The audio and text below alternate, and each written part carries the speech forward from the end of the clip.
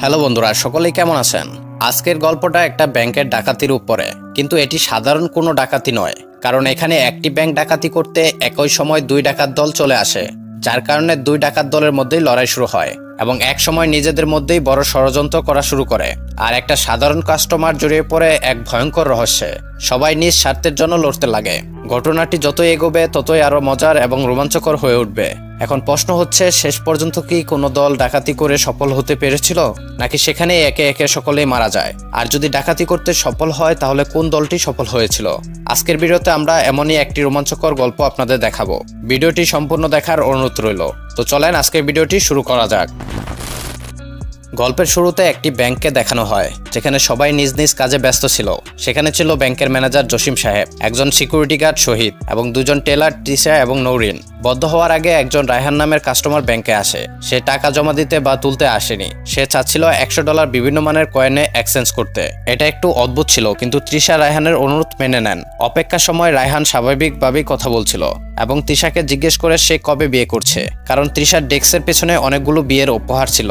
জেরিন, যিনি সব শুনছিলেন, হঠাৎ সে বলে তৃষা 2 দিনের মধ্যেই বিয়ে করতে যাচ্ছে। ঠিক তখনই 3 জন অত্যন্ত দক্ষ ডাকাত রুহুল, মুহিন এবং তাদের নেতা ইলিয়াস ব্যাংকের বোল্ট খালি করার জন্য পরিকল্পনা করছিল। তারা নির্মাণ কর্মীর ছদ্মবেশে ছাদ দিয়ে ব্যাংকের ভিতরে ঢুকে পড়ে এবং সর্বপ্রথম অ্যালার্মগুলো বন্ধ করে দেয়। কিন্তু তাদের পরিকল্পনা নষ্ট হয় যখন দুজন নির্বোধ ডাকাত সজীব এবং রাকিব এসে এটিএম বুথ লুট করতে চায়। ইলিয়াস ও রুহুল তাদের সঙ্গে মুখোমুখি হয়। রায়হান দেখে তাদের মধ্যে গুলির লড়াই হতে যাচ্ছে, তাই সে তৃষার ডেস্কের পেছনে লুকিয়ে পড়ে। তৃষা অ্যালার্ম বাজাতে বা পুলিশকে ডাকতে পারে না, কারণ রুহুল সব নেটওয়ার্ক বন্ধ করে দিয়েছে। এরপর দুই ডাকাত দলের মধ্যে তর্ক শুরু হয়। রুহুল তাহসিনকে দিয়ে সব দরজা লক করিয়ে দেয়। এরপর একজন কাস্টমার গুলিবিদ্ধ হয়, কিন্তু কেউই জানে না কে গুলি করেছে। এতে দুই ডাকাত দলের মধ্যে গুলির লড়াই শুরু হয়। এরপর রায়হান সাউন্ড স্পিকারের মাধ্যমে অনুরোধ করে গুলি বন্ধ করার জন্য বলে, যাতে সে আহত কাস্টমারকে দেখতে পারে। দুঃখজনকভাবে সেই লোকটি ততক্ষণে মারা গেছে। রায়হান বুঝতে পারে দুই ডাকাত দলের লক্ষ্য আলাদা, তাই সে প্রস্তাব দেয় তারা যেন যত দ্রুত সম্ভব তাদের কাজ শেষ করে চলে যায়। তারা ঠিক করে টাকা ভাগ করে নিবে। তারা সিদ্ধান্ত নেয় ইলিয়াস ও তার দল বোল্ট লুট করবে, অন্যদিকে সজীব ও রাকিব এটিএম লুট করবে। তারা সবাইকে জিম্মি করে তাদের ফোন কেটে নেয় এবং ব্যাংক সিল করে দেয়, যাতে কেউ জানতেই না পারে কি হচ্ছে। মুহিন জিম্মিদারদের বলে তারা পরের দিন সকাল পর্যন্ত একই রুমে থাকবে। তাদের একবার করে পরিবারের সঙ্গে যোগাযোগ করতে দেয়, যেন তারা জানাতে পারে তারা নিরাপদ আছে, কিন্তু বাড়ি ফিরতে পারবে না। এটা করা হয় যেন কেউ বুঝতে না পারে যে তারা জিম্মি। সবাই পরিবারের সঙ্গে যোগাযোগ করে, এমনকি তৃষা জানায় সে আজকে রাতে ফ্লাইট ধরতে পারবে না, কারণ তার মা অসুস্থ। অন্যদিকে রায়হান কারোর সঙ্গেই যোগাযোগ করেনি, কারণ সে একা থাকে বলে জানায়। ইলিয়াস যখন সেফ ডিল করছে তখন রুহুল টুলস ব্যবহার করে সেফ খুলতে যায়। এর মধ্যেই রায়হান জানতে পারে মৃত কাস্টমারের নাম ছিল রবিন, কারণ সে আগে তার ওয়ালেট নিয়েছিল। কিন্তু রবিনের মৃত্যুর ব্যাপারে সে সন্দেহ পায়, কারণ ডাকাতরা কেবল তখনই গুলি চালায় যখন খুব জরুরি হয়। ওয়ালেটে কোনো ব্যাংকের কার্ড না পেয়ে সে আরো সন্দেহে পড়ে, কারণ সে রবিনকে ব্যাংক ঘুরে ঘুরে পর্যবেক্ষণ করতে দেখে। রায়হান চেষ্টা করে ছাদের দিক দিয়ে পালাতে, আর সজীব এবং রাকিব বিস্ফোরণের মাধ্যমে এটিএম উড়িয়ে দেওয়ার চেষ্টা করে। বিস্ফোরণ এত জোরালো ছিল যে জিম্মিদারদের কাচের দরজা ভেঙে যায়। রুহুলের কম্পিউটারের শর্ট সার্কিট হয়। ধন্যবাদ যে রুহুলের কম্পিউটার এখনো চলছিল, যদিও তাদের আবার সেফ খোলার প্রক্রিয়া শুরু করতে হয়েছিল। সজীব ও রাকিব দেরি করানোর জন্য রুহুল খুব বিরক্ত হয়, তাই তারা ভয় দেখানোর জন্য রাকিবের কান ছুঁড়ে গুলি চালায়, কারণ জিম্মিদারদের রাখা রুমটা ধ্বংস হয়ে গিয়েছিল। রুহুল তখন জিম্মিদারদের ম্যানেজারের রুমে নিয়ে যায়, সাথে রায়হানকেও নিয়ে যায়। সে ইলিয়াসের সঙ্গে কথা বলার চেষ্টা করছিল। রায়হান যে সংখ্যার ব্যাপারে খুব ভালো, সন্দেহ করে যে কম্পিউটারের গাইড তাহসিন হয়তো ডাকাতের সঙ্গে যোগাযোগ ছিল। সে খেয়াল করে যখন তাহসিন ফোন করার সুযোগ পায় সে কেবল 10টা নাম্বারে চেপেছিল, যদিও বাস্তব ফোন নাম্বার 11টা হয়। মনে হচ্ছিল তাহসিন তার স্ত্রী ফোন করার নাটক করছিল। রায়হান নিশ্চিত ছিল যে তাহসিন ব্যাংকের সিকিউরিটি সিস্টেম কারো কাছে বিক্রি করেছে, যা প্রতিদিন ব্যাংক বন্ধ হওয়ার আগে কম্পিউটার রিবুট হওয়ার সময় ঘটে। সে ভাবে হয়তো তাহসিন 2 দলের যে কোনো একটি দলের কাছে টাকার বিনিময়ে এই তথ্য বিক্রি করেছিল। অবশেষে যখন রায়হান মুখোমুখি হয় তখন তাহসিন স্বীকার করে যে একবারের জন্য তথ্য বিক্রি করেছিল, কারণ তাকে টাকা দিয়েছিল, কিন্তু সে জানতো না কে এটা কিনেছিল। অন্যদিকে যখন রুহুল সেফ খুলতে যায় দেখা যায় আরও একটি পার্ট ডিল করতে হবে, যেটা নিতে পারে 1 থেকে 2 ঘন্টা সময়। এটা নিয়ে রুহুল রাকিবের মধ্যে ঝগড়া হয়, কিন্তু ইলিয়াস শেষ পর্যন্ত থামিয়ে দেয়। অন্যদিকে সজীব ও রাকিব এখনও এটিএম ভাঙার চেষ্টা করছে, কারণ আগের বিস্ফোরণে কাজ হয়নি। এটিএমে 2 স্তরের প্রোটেকশন ছিল। তারপর রুহুল এসে পড়ায় তারা তর্ক শুরু করে এফবিআই এর সেরা ব্যাংক ডাকাত কে ছিল। নিজেদের দক্ষতা প্রমাণ করতে রুহুল এফবিআই এর মোস্ট ওয়ান্টেড ডাকাতদের ওয়েবসাইট দেখায়। 1 নাম্বার ছিল আনোয়ার সিদ্দিকী, যে অনেক ডাকাতি করছে এবং 20 জন মানুষ মেরে ফেলেছে। 2 নম্বরে ছিল রাফসান কবির, আর 3 নম্বরে ছিল অ্যালেক্স ব্ল্যাক। এই 3 ডাকাত এতটাই দক্ষতা ছিল যে FBI তাদের খুঁজে পায়নি এখনো। ইলিয়াস ও মহিন যারা 15 বছর ধরে পার্টনার ছিল তারা ছিল 12 নম্বরে। নতুন লোক রুহুল ছিল 68তম স্থানে। সজীব ও রাকিব ছিল অনেক নিচে 674তম স্থানে। ইলিয়াস যখন সেফ ডিল করছে মহিন জিম্মিদারদের বাথরুমে নিয়ে যায়। রায়হান ও তৃষাকে যখন বাথরুমে নিয়ে যাওয়া হয় তখন রায়হান একটি নাইট ভিশন সানগ্লাস খুঁজে পায় যা অন্ধকারে দেখতে সাহায্য করে। সে এটা লুকিয়ে ফেলে। এরপরে শহীদ ও তাহসিনকে নিয়ে যাওয়া হয়। তাহসিন ভয়ে অসুস্থ হয়ে পড়ে, ভাবতে থাকে তার জেল হবে। মুহিন তাহসিনের জন্য ওষুধ খুঁজতে কিচেনে নিয়ে যায় আর রুহুল বাকিদের বাথরুমে নিয়ে যায়। সজীব ও রাকিব তখন এক জুম্বিকে বোমা অ্যাক্টিভেট করতে সাহায্য করতে বলে। রায়হান স্বেচ্ছায় সেটা করতে চায় কারণ সে রবিনের মৃতদেহ খুঁজে দেখতে চায় আরও কোনো ক্লু আছে কিনা। সজীব ডেটোনেটর চাপলে বোমা বিস্ফোরিত হয় না।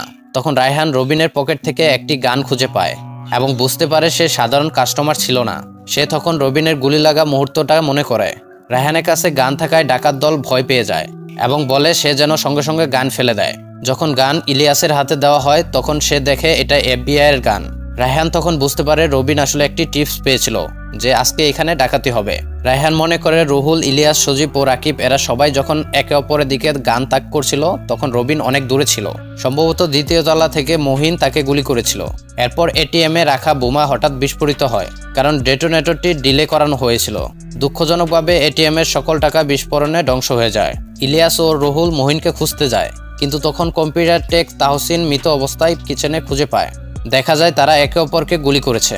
ইলিয়াস ও রুহুল সেখান থেকে চলে যায়। এরপর রায়হান মহিনের মুখে একটি ক্লিকার খুঁজে পায় যেটা ডাকাতদের বিল্ডিংয়ে ঢুকা এবং বের হওয়ার জন্য ব্যবহার করত। ইলিয়াস আর সহ্য না করতে পেরে রুহুলকে ফেলে পালাতে চায় কিন্তু সে ক্লিকার হারিয়ে ফেলার কারণে যন্ত্র দিয়ে দেওয়াল ভেঙে ছাদে ওঠার চেষ্টা করে। ঠিক তখনই একটি বিস্ফোরিত হয়ে যায় এবং সেই আগুনে পুড়ে মারা যায়। এই ঘটনার পর রুহুল সিদ্ধান্ত নেয় সজীব ও রাকিব একসঙ্গে দল বাঁধবে। সে তাদের বলে জিম্মিদারদের আবার আগের রুমে ফিরিয়ে রাখতে। সে আবার সেফ খুলতে যায়। যেহেতু তার কাছে কোনো ওয়ার্ল্ডেড নেই তাই সে সজীবের বিস্ফোরক ব্যবহার করতে চায়। অন্যদিকে রায়হান পালানোর চেষ্টা করে কিন্তু রাকিব তাকে ধরে ফেলে। রায়হান ব্যাখ্যা করে যে কেউ বোমার ডেটোনেটর ইচ্ছাকৃতভাবে দেরি করছিল, মানে কেউ সজীব ও রাকিবকে মেরে ফেলার পরিকল্পনা করছিল। রাকিব জানায় তারা ব্যাংক ডাকাতি করছিল আনোয়ার সিদ্দিকের কাছ থেকে পাওয়া একটি টিপের ভিত্তিতে যেখানে বলা হয়েছিল ব্যাংকের সিকিউরিটি সিস্টেম কখন ডাউন হবে। তারা আনোয়ার সিদ্দিক আসলে তাদের ব্যবহার করছিল কিন্তু তারা জানতেন না আসলে আনোয়ার সিদ্দিক কে। জসিম সাহেব তিশারের সঙ্গে কথা বলতে গিয়ে বলে সালমান ডাকাতের সঙ্গে যুক্ত মনে হচ্ছে কারণ কয়েকদিন আগে সে বোল্ট মেপে দেখেছিল। তারপর হঠাৎ জসিম সাহেব ডায়াবেটিসের কারণে অজ্ঞান হয়ে যায় এবং সবাই ভয় পেয়ে তারা ইনসুলিন খুঁজে বেড়ায়। এদিকে রাকিব বুঝতে পারে রায়হান তার অজান্তে তার গান চুরি করে ফেলেছে। জসিম সাহেব ইনসুলিন ইনজেকশন পেয়ে সুস্থ হতে থাকে। রায়হান তাকে সাহায্য করতে করতে হঠাৎ করে রাকিবের কাছ থেকে নেওয়া গানটা বের করে ডাকাতকে ভয় দেখায়। সে রুহুলকে জিজ্ঞেস করে কে তাকে ব্যাংক লুট করতে বলেছিল। রুহুল বলে তারা আদেশ পেয়েছিল আনোয়ার সিদ্দিকের কাছ থেকে। রায়হান তখন গানটি রাকিবকে ফেরত দেয় এবং ক্লিকারটি রুহুলকে ফিরিয়ে দেয়। তবে জিম্বিরা খুব ভয় পায় যখন তারা দেখে তাদের একজন মারা গিয়েছে। পরে জানা যায় এই মহিলা অন্য ব্যাংকে কাজ করত এবং আনোয়ার সিদ্দিক তাকে এই ব্যাংকে পাঠিয়েছিল। রুহুল সেফের দরজায় বোমা লাগায়। এরপর রায়হান জানায় যে এই সব কিছুর পেছনে আনোয়ার সিদ্দিকই আছে। রায়হান ব্যাখ্যা করতে শুরু করে তার তথ্য। রবিন FBI এর লোক, বহু বছর ধরে আনোয়ার সিদ্দিককে খুঁজছিল। তাহসিন একসময় আনোয়ার সিদ্দিকের হ্যাকারকে সাহায্য করছিল। মৃত মহিলা কাজ করত অন্য ব্যাংকে এবং আনোয়ার সিদ্দিকের মানি লন্ডারিংয়ে সাহায্য করত। 2 ডাকাত দল আগেও আনোয়ার সিদ্দিকের হয়ে কাজ করছে। রায়হান বুঝতে পারে মূল খুনি ছিল আসলে আনোয়ার সিদ্দিকী। মহিনকে আদেশ দেওয়া হয়েছিল রবিনকে মারতে। তারপর সে সেটাকে সাজায় যেন তাহসিন ও মহিন একে অপরকে গুলি করছে। সে বাকি সবাইকে মারতে চাচ্ছিল যেন কোনো সাক্ষী না থাকে, কিন্তু রুহুল এই ব্যাখ্যাগুলো বিশ্বাস করে না। অবশেষে সে সেফের দরজা উড়িয়ে দেয় এবং ভিতরে প্রচুর টাকা পায়। রুহুল, সজীব এবং রাকিব ব্যাগ ভর্তি করে টাকা নিতে থাকে। এদিকে জিম্বিরা গোপনে ডাকাতদের অস্ত্র নিয়ে ফেলে, তবে তারা তাদের উপর ঝাঁপিয়ে না পড়ে পালাতে চায় কারণ তারা ভয় পাচ্ছিল আনোয়ার সিদ্দিক যদি তাদেরকেও মেরে ফেলে। রায়হান জানায় এটা কোনো কাজের না কারণ আনোয়ার সিদ্দিকী ক্লিকারে ব্যাটারি লুকিয়ে রেখেছে। এমন সময় তৃষা একটা গান বের করে রায়হানের দিকে তাক করে। সে রায়হানকে অভিযুক্ত করে যে সেই আনোয়ার সিদ্দিকী, কারণ প্রথম থেকেই তার আচরণ সন্দেহজনক ছিল। সবাই তার বিরুদ্ধে অভিযোগ তুলে। রায়হান পালাতে গিয়ে দ্বিতীয় তলায় উঠতে চায় কিন্তু গুলি লাগে তার হাতে। সে দ্রুত বিদ্যুৎ বন্ধ করে দেয়। অন্ধকারের নাইট ভিশন গ্লাস পরে থাকা আনোয়ার সিদ্দিকী, শহীদ এবং রুহুলকে মেরে ফেলে। এরই মধ্যে তৃষা বিদ্যুৎ আবার চালু করে। রায়হান বলে সে ইচ্ছে করে বিদ্যুৎ বন্ধ করেছিল কারণ সে জানতো আনোয়ার সিদ্দিকী অন্ধকারে কাজ করার জন্য নাইট ভিশন সানগ্লাস নিচে বাথরুমে রেখেছিল। ঠিক তেমনটাই ঘটে। রায়হান নিজে দেখে আনোয়ার সিদ্দিকী আসলে ম্যানেজার জসিম সাহেব, যে নিজেকে অন্য রূপে উপস্থাপন করছিল। জসিম সাহেবের ম্যানেজারি চাকরি ছিল একটা ছদ্মবেশ। সবাই রায়হানের পক্ষে এসে অস্ত্র তাক করে জসিম সাহেবের দিকে। পালানোর উপায় না পেয়ে জসিম সাহেব সবাইকে $2 মিলিয়ন অফার করে, কিন্তু তৃষা সেই প্রস্তাব প্রত্যাখ্যান করে, কারণ সে জানতো জসিম সাহেব সবাইকে গুলি করে মেরে ফেলবে। এরপর সবাই মিলে তাকে গুলি করে মেরে ফেলে। জসিম সাহেবের মৃত্যুর পর রায়হান ক্লিকারে ব্যাটারি সজীব ও রাকিবকে দেয় যেন তারা পালাতে পারে। তৃষা তাদের সেই ব্যাগ নিয়ে যেতে দেয় যেটা তারা টাকা ভরছিল। সকালে পুলিশ, অ্যাম্বুলেন্স আর সংবাদ মাধ্যম এসে উপস্থিত হয়। রায়হানকে তখন চিকিৎসা দেওয়া হচ্ছে। পুলিশের কাছে স্বীকার করে যে সজীব, রাকিব সব টাকা নিয়ে গেছে। এদিকে তৃষা সেখান থেকে চলে যাওয়ার প্রস্তুতি নিচ্ছিল। পুলিশ তার বিয়ের উপহার বয়ে দিতে সাহায্য করে। তৃষা যখন গাড়িতে উঠে, রায়হান ততক্ষণে সেখানে বসেছিল। সে জানতো বিয়ের উপহারের বক্সগুলোর ভেতরে ব্যাংকের টাকা আছে। আসলে তৃষা শুরু থেকেই ডাকাতির পরিকল্পনা করছিল। একজন লোককে বিয়ে করার অভিনয় করছিল, কিন্তু সেটা ছিল পালানোর শখ। প্রথমে তার উদ্দেশ্য ছিল নিরাপদ সিস্টেম বন্ধ থাকাকালীন প্রচুর টাকা হাতিয়ে নেওয়া, কিন্তু 2 ডাকাত দল এসে পড়ায় কিছুই হয়নি। ভাগ্যক্রমে যখন রায়হান বিদ্যুৎ বন্ধ করে, সে দ্রুত ডাকাতের ব্যাগ থেকে বিয়ের উপহারের বক্সে টাকা ঢুকিয়ে দেয়। রায়হান তার বুদ্ধির প্রশংসা করে এবং স্বীকার করে প্রথম দিন দেখা হওয়ার পর থেকেই সে তার প্রতি দুর্বল ছিল। সে প্রস্তাব দেয় যে তারা মিলে আরও একটি ব্যাংক ডাকাতি করবে। তৃষাও রাজি হয়। তারপরে একটা বিস্ময়কর সত্য জানায়, তার আসল নাম ছিল অ্যালেক্স ব্ল্যাক, FBI-এর মোস্ট ওয়ান্টেড তালিকায় 3 নম্বরে। অন্যদিকে রায়হান হতে পারে রাফসান কবির, 2 নম্বরে থাকা ডাকাত। আর এখানে এই গল্পটি শেষ হয়। তো বন্ধুরা, আজকের গল্পটি কেমন লাগলো অবশ্যই আমাদেরকে কমেন্টে জানাবেন। আর আমাদের চ্যানেল নতুন হলে অবশ্যই আমাদের চ্যানেলটিকে সাবস্ক্রাইব করে আমাদের পাশে থাকবেন। তো সকলে ভালো থাকবেন, সুস্থ থাকবেন, ধন্যবাদ।